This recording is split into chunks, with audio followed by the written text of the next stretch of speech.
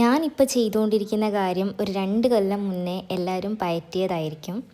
അപ്പോൾ ഈ കോഴിക്കോടുള്ള ചൂട് എങ്ങനെയുണ്ട് എന്ന് നമുക്കൊന്ന് നോക്കാം. ഇവിടെ ഇപ്പോൾ പുറത്തിറങ്ങാൻ പറ്റാത്തൊരവസ്ഥയാണ്.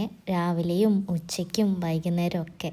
ഒരു 5:30-ക്ക് ശേഷമാണ് ഇവിടുത്തെ വെയിലൊക്കെ താഴ്ന്നത്. പെട്ടെന്ന് മനസ്സിൽ തോന്നി ഇങ്ങനെ ഒന്ന് ചെയ്ത് നോക്കിയാലോ എന്ന്.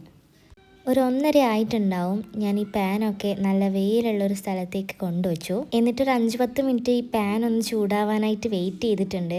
പാനിൻ്റെ മുകളിൽ ഞാൻ വെളിച്ചെണ്ണയൊന്നും ആക്കിയിട്ടുണ്ടായിരുന്നില്ല. ഒഴിച്ച ഉടനെ തന്നെ സൈഡൊക്കെ മുരിയുന്ന പോലെ തോന്നിയിട്ടുണ്ട്.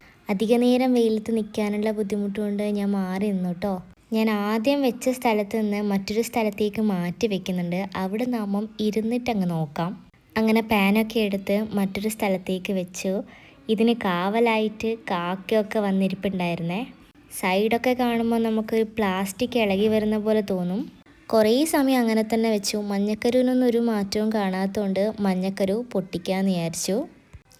അങ്ങനെ മഞ്ഞക്കരുവൊക്കെ പൊട്ടിച്ച് പിന്നെയും നോക്കിയിരിപ്പായി. അതിനിടയിൽ അമ്മ പറയുന്നുണ്ട്, അമ്മ എങ്ങാനാണെങ്കിൽ ഇപ്പം എഴുന്നേറ്റ് പോയേനേന്ന്. എന്നാലും ഞാൻ അവിടെ തന്നെ ഇരുന്നു. അങ്ങനെ ഏകദേശം ഇങ്ങനെ ആയിട്ട് കിട്ടിയിട്ടുണ്ട്.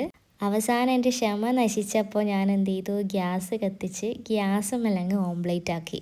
എന്നിട്ടത് നേരെ വെയിലത്ത് കൊണ്ടുവച്ചു. ഇങ്ങനെയൊക്കെ ചെയ്യാൻ താമസിച്ചത് ഞാൻ മാത്രമായിരിക്കും. അപ്പോൾ ഇങ്ങനെയൊക്കെ ചെയ്തവർ ഒന്ന് കമൻറ്റ് ചെയ്യണേ.